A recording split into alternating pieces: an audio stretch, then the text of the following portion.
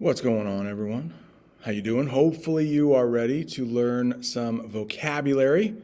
This is from part 3 of the Bully, and I like making these vocabulary lessons sometimes because you can watch these over and over to learn the words. You can have the subtitles at the bottom of the screen in English, which would be best, but in the language you are most comfortable with, that also works. So let's take a look at some of these words here. I'll bring it up. This is just from the Quizlet that is available on Google Classroom. And we have some tricky ones, some very tricky ones. We have gaze, glaze, grazed. So not easy. Whoever said English was easy is wrong. So let's look at the first one. Oh, you know what? Before that, I do want to just review a couple that we had at the beginning of the book. So decaying. We're also talking about teeth in reading class. Remember, if you don't brush your teeth very often, I got a dentist appointment today, by the way. Don't let me forget, 3 o'clock today, I got a dentist appointment. Your teeth will decay, which means to slowly become worse. And if you look at the sentence down there, the old school is decaying and will eventually fall apart, right? The old school, nobody is in that old school. It's going to decay. I think they are going to tear it down before it decays, but if nobody touched it, it would just continue to get worse, to decay eventually. That's a good word. It means it is definitely going to happen at some time. So eventually, you will all graduate, which will be cool. And I wanted to go over the difference between vacant and abandoned. So vacant means it's just empty, probably for a short period of time. Abandoned means they're probably never coming back. They left that thing alone and probably never coming back. So the old school is definitely abandoned. It's vacant too. Nobody is in there, but nobody really plans on going back. So it's just been kind of abandoned. Remember, we talked about children can be abandoned, which is, of course, super sad. Now, let's get into some of these newer words. We got gazed and also glazed. So let's talk about them at the same time. At the bottom, you can see the man gazed at the beautiful woman. Now, hopefully he's not being creepy about it, but probably he is. I don't think you can look at someone for a long period of time without being creepy. Let's look at the definition. It just means looked at something for a long period of time. Now, we're going to talk about glare in a minute. They both mean to look at for a long period of time, but they're a little bit different. The next one of my favorites, glaze. Glaze, it means covered with a thin and shiny surface. You might have glaze on donuts. You might have glaze on ice or pottery. Ice, I have a sentence for you. When ice can kind of glaze a surface, can be very dangerous. So I ordered a glazed donut. That means the donut has a thin layer of sugar on top, like liquid sugar, like melted sugar, very similar to that picture there. Now, we would call that a bundt cake right there, but that has a glaze of sugar on it as well.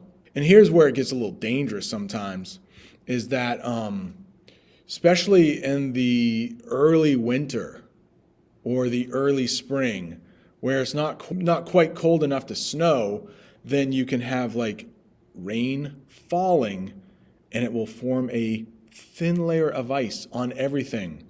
Glaze over is an English phrasal verb we have. So the sidewalk began to glaze over with ice. That's when you have a lot of people slipping, falling, getting hurt. We've been there before. It's not very fun. Speaking of not very fun, how about the next one? Make it a little bit smaller here. The next one is dread. That just means that you have a lot of fear. Look at this thing. I'm dreading the English test because I didn't study enough.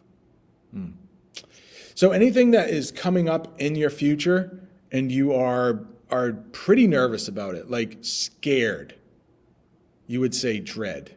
So it can be a verb like I dread the day I have to take the test, or it can be a noun. I have a lot of dread.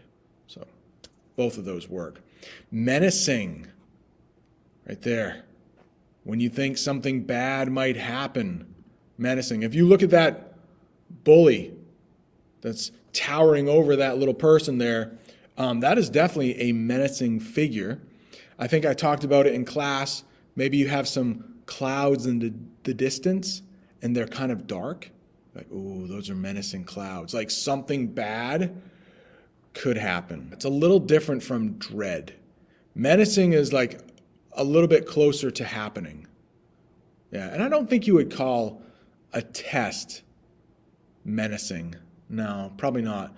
People, clouds, ooh, a dog, a neighborhood. I just got a text message. I must be popular. Oh. My daughter. I'll read it later. All right, what about this next one? Glare. Oh. We talked about gazed. Glare is the same way, but it's in a more menacing way. So you're still looking for a long period of time, but it's a menacing kind of intention. Like you are mad at somebody. Maybe your little brother or sister. Maybe they ate the last of the cereal and you're waking up and you're mad at them. You might glare at them. So let's look at the bottom here. Glare is like gaze because you look at something for a long time, but glare is usually a mean look. The next two go together as well. It can be very difficult right here. So we have two words, lumbered, which is a verb, but then you have lumber, which can be a noun. So lumber can be a verb meaning to walk in a very awkward kind of way, like it's very difficult for you to do. And in that picture, I have the picture of an elephant. So I think when elephants walk, they kind of lumber. Let's look at the definition for this. I'll pull it up just so that we're clear. To move in a slow, heavy way. So it's usually when things are big and kind of heavy. Elephant is the perfect thing to say lumbered. Maybe a train that's kind of slow. It's just like it's lumbering along. But how about this? It's not exactly nice, but the old heavyset man, it's a very nice way to say kind of fat, kind of big. The old heavyset man lumbered up the stairs. Yeah. It's when walking is very hard for somebody and they're kind of big already, lumbered. You know, even at the end of the day, maybe you're lying in bed and you're like, man, I need to use the bathroom or something. You might lumber to the bathroom. It just means it's kind of a hard walk for you. But we also have lumber, which can mean wood, like usually extra wood. So she had a lot of lumber left over after building the doghouse. Maybe she bought too much wood. She has some extra. Like my brother does a lot of work with wood, and he has a bunch of lumber in his backyard. It's just like odds and ends, pieces of wood. You might be able to use it later on a project, but all right, doesn't get any easier here. Well, rim is not too bad. But graze we'll get to. It just means the edge or border of anything. So glasses have rims, like right at the top. I got a glass somewhere. I'll be right back. Hang on. All right, I have this water bottle here, and we can look at the rim. So the rim is just the edge of something. See? That's the rim of my water bottle. In the picture there, that would be called the Pacific Rim. I'll make it a little bigger. So the Pacific Rim, it's the Pacific Ocean, and that's called the Ring of Fire. Now, if you look, Pacific Ocean, you got California there, you got Japan there, you have the west coast of South America. And one thing about that area is that there are a lot of earthquakes and a lot of volcanoes in that area. So it's the Pacific Rim. It's also called the Ring of Fire. The rim is just like the edge of anything. All right, let me go over here. Got a word for you. She gazed.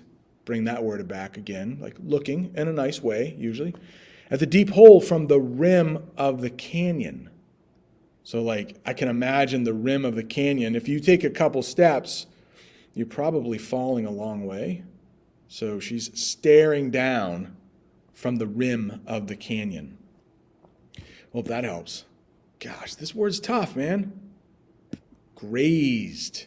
It sounds so much like glazed and gazed, doesn't it? But when you graze, you're probably an animal, and you're probably eating like grass in kind of a lazy way. Like they're not chomping on it. They're not eating it quickly. Just like the cows grazed on grass. Sometimes people will graze. I know my mom would say this like during the holidays when we had food set out on the table, and people would just graze all day long on the food. But my mom didn't like it when it wasn't a holiday and I would just keep eating things.